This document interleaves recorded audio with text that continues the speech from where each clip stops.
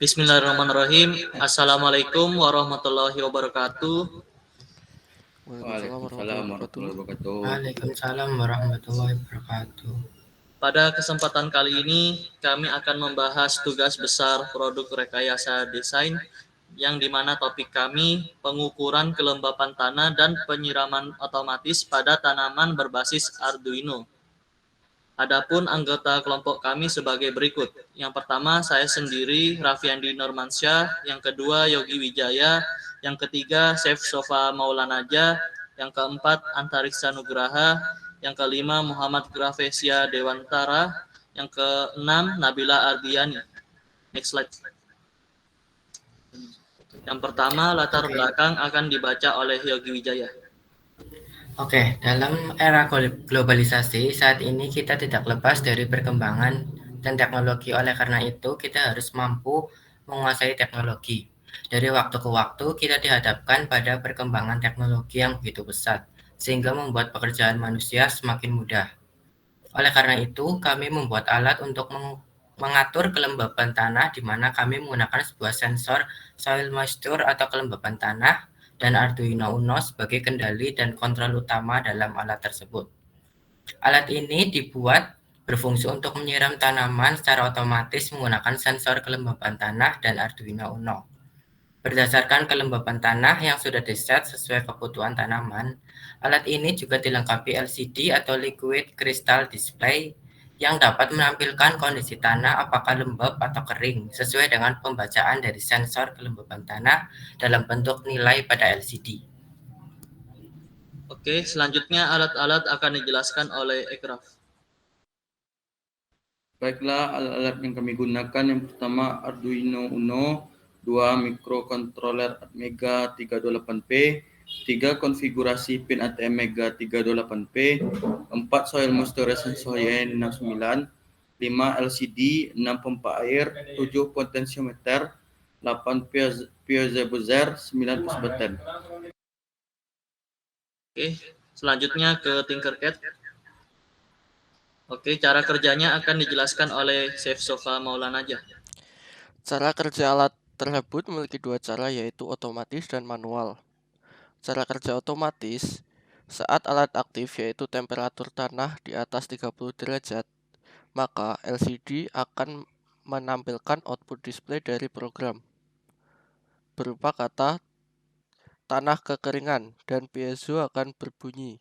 Kemudian DC motor akan bergerak selaku pompa air untuk menyiram tanah supaya agar tetap lembab dan tidak kekeringan.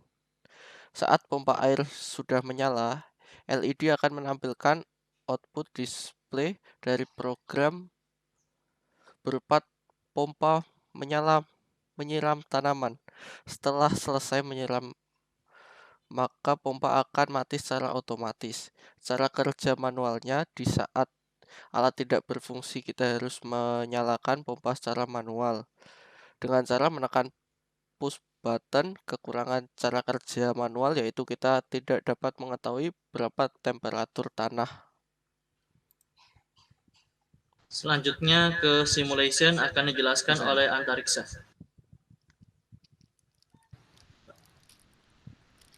Ya, di sini kita memiliki 3 input ya, dan 4 output. Yang pertama di sini inputnya kita memakai Arduino Uno, yang kedua memakai push button, dan yang ketiga memakai soil moisture sensor. Dan outputnya di sini kita ada LCD, terus piezo buzzer, terus DC motor, dan yang keempat itu lampu UV. Mari kita coba start simulation.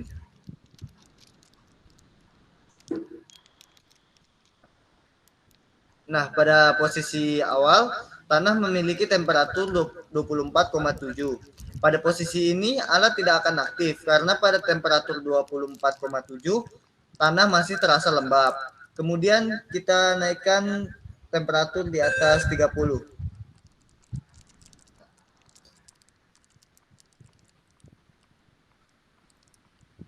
Nah, pada temperatur kali ini, alat akan aktif. Kemudian LCD akan menampilkan output display tanah kekeringan. Kemudian DC motor bergerak untuk menyalakan pompa air. Di sini juga ada piezo buzzer yang akan berbunyi di saat tanah merasa kekeringan. Di saat pompa air telah menyala, kemudian pompa air akan menyiram tanah supaya tanah terasa lembab lagi. Dan setelah menyiram, pompa air akan mati secara otomatis. Selanjutnya, kesimpulan dan saran akan dibaca oleh Nabila Ardiani. Dari penjelasan di atas, maka dapat disimpulkan bahwa penyiram otomatis ini bekerja menggunakan sensor soil moisture.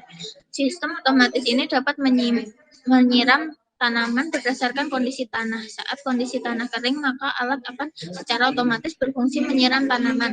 Sebaliknya, jika kondisi tanah sudah basah, maka alat tidak akan menyiram. Sehingga tanaman bisa tumbuh dengan baik karena kebutuhan unsur airnya terpenuhi setiap saat. Saran yang diperlukan dalam meningkatkan kemampuan alat ini adalah penempatan sensor harus diperhatikan agar sensor aman dari kerusakan yang diakibatkan oleh akuator, seperti sensor harus ditempatkan agar tidak terkena langsung dengan air. Sekian dari pembahasan dari kelompok kami, kurang dan lebihnya mohon dimaafkan. Wassalamualaikum warahmatullahi wabarakatuh.